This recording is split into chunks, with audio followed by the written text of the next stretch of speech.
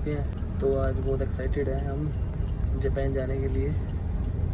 Late हो गए इसलिए थोड़ा सा चेहरे पे हक्का बक्का हो चुके हैं चेहरे से क्योंकि हमारे पास ओनली 2 घंटे हैं और हमें अभी बोर्ड करनी है फ्लाइट। चेक इन भी हमने नहीं की है।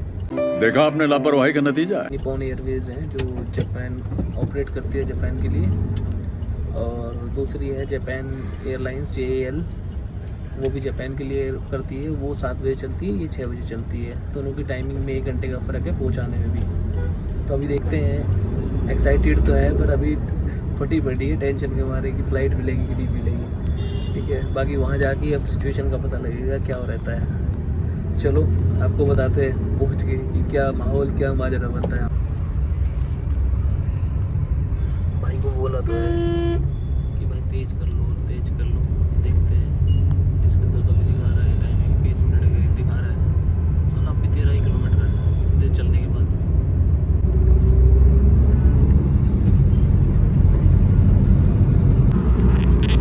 जापान के बारे में ज़्यादा ही पढ़ लिया तो फील होने लगा है कि यार खुद का देश खुद का ही होता है। लाइक एक्सपेंसिव खुद का ट्रांसपोर्टेशन सिस्टम है।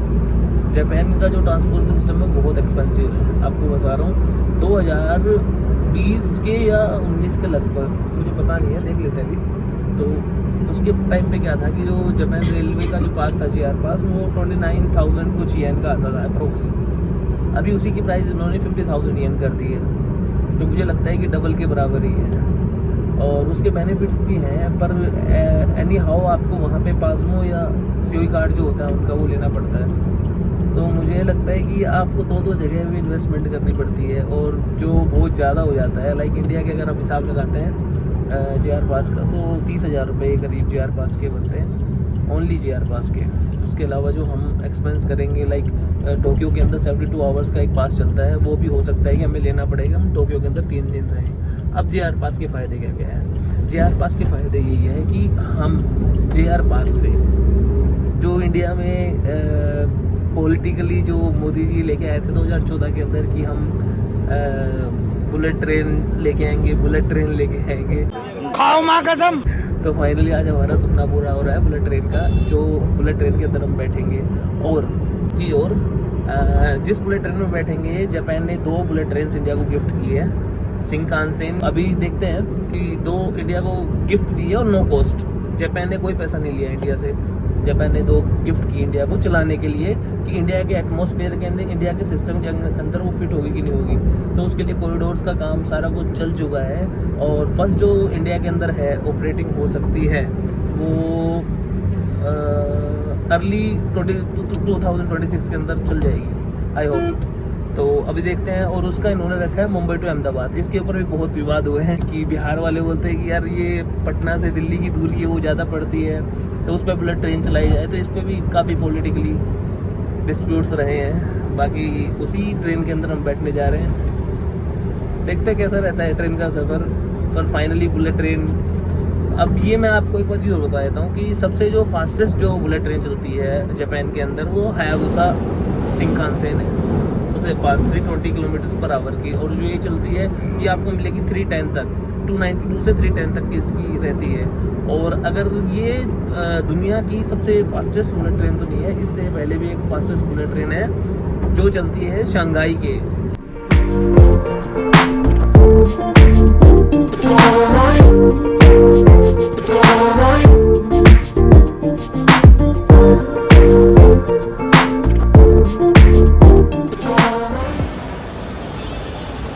तो एयरपोर्ट पे पहुंच चुके हैं, भीड़ तो है नहीं, बाकी एयरपोर्ट खाली खाली सा ही नज़र आ रहा है आज बिल्कुल। आई होप चेक इन भी जल्दी हो जाए, उम्मीद है। सारे गेट ही खाली पड़े हैं। कुछ मैंने अपना लगेज बैग तो रखा नहीं है, ऐसे निकल रहा हूँ। लगेज 0 है, हैंड बैग ही है ओनली, जिसके अंदर वेट 10 kg अलाउड है राइट नाउ। तो चलो बताते हैं आपको।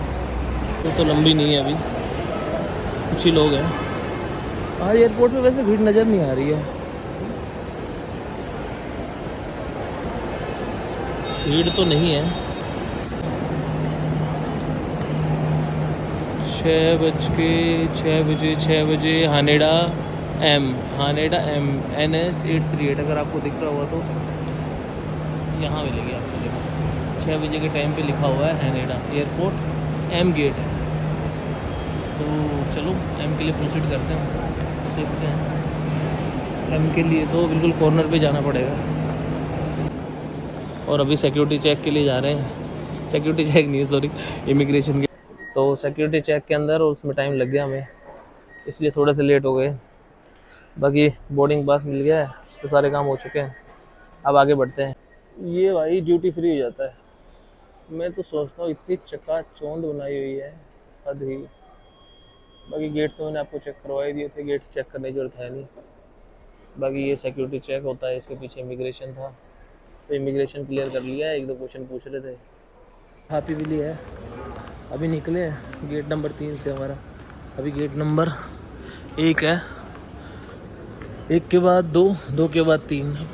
सालों ने 3 भी लिखा है, 3 ये 3 भी 3 है, 3 भी है। तो गाइस फाइनली जा रहे हैं जापान। आई होप ये ट्रिप अच्छा हो, और उम्मीद है कि अच्छा ही रहेगा।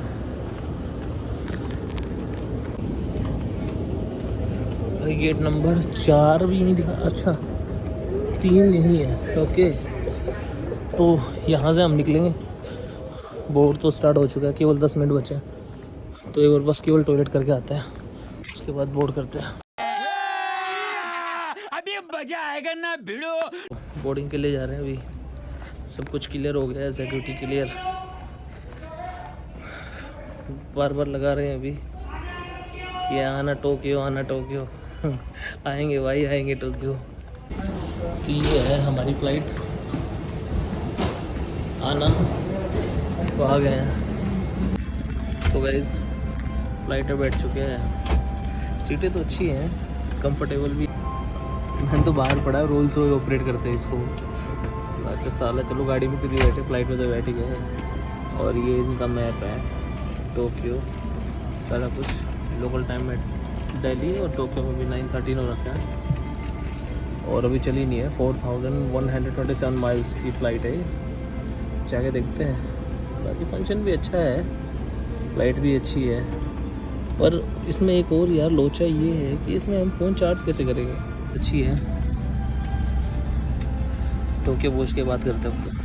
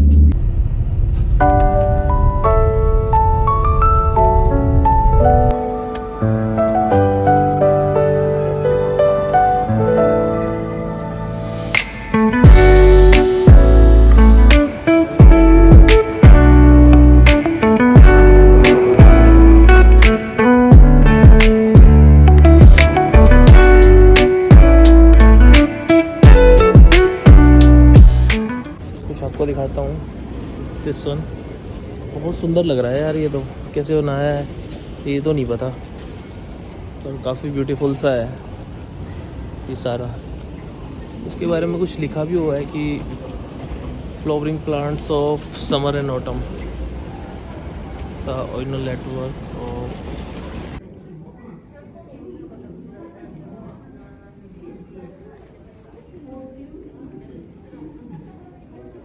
अभी एक्सचेंज पे आ गए हैं, अभी देखते हैं क्या रेट मिलता है। 50.97। बाकी देखते हैं क्या रेट यहाँ पे हमें मिलता है US डॉलर का और बाहर क्या मिलता है, तो दोनों आपको कंपेयर करके बताऊंगा मैं एयरपोर्ट का रेट और आउटसाइड का रेट क्या है। बाकी मैंने एक दो वीडियोस देखी थी ब्लॉगर्स की, तो उन्होंने दिखाया था कि इसके अंदर कि आपको मतलब यानी कि सेम ही रेट है।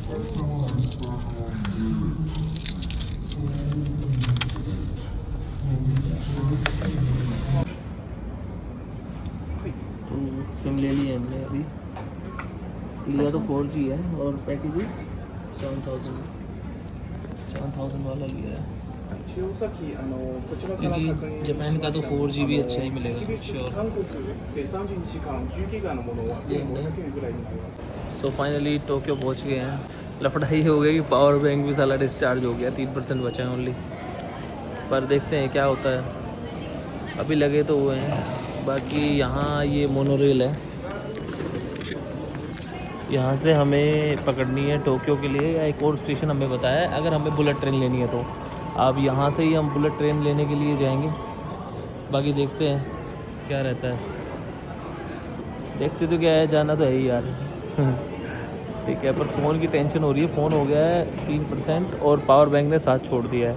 मुझे समझ नहीं आया, पावर बैंक चार्ज ही फुल किया उसके बाद भी इसने कैसे साथ छोड़ दिया, आई डोंट नो।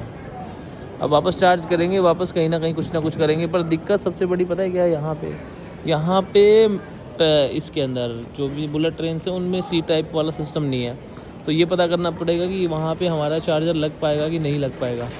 तो ये एक बहुत बड़ा इशू बन जाएगा। तो इसके लिए एक बार किसी ना किसी से पता करते हैं, हमारे टेबल पे दिखा के कि अगर हम अभी हिरोशिमा के लिए निकल रहे हैं तो इसके लिए मुझे अभी निकलते हैं, फिर देखते हैं क्या रहता है।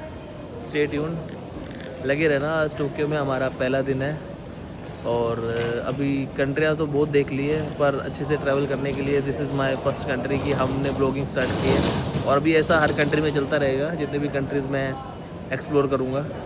तो अभी पता करते हैं JR पास के लिए, JR पास तो ले लिया है, सुका कार्ड के लिए 2 कार्ड चलते हैं, पाज़मो और सुका। तो पाज़मो तो हमने लिया नहीं, पाज़मो मिल रहा था ऊपर, अभी सुका के लिए कंटिन्यू करते हैं क्या रहता है।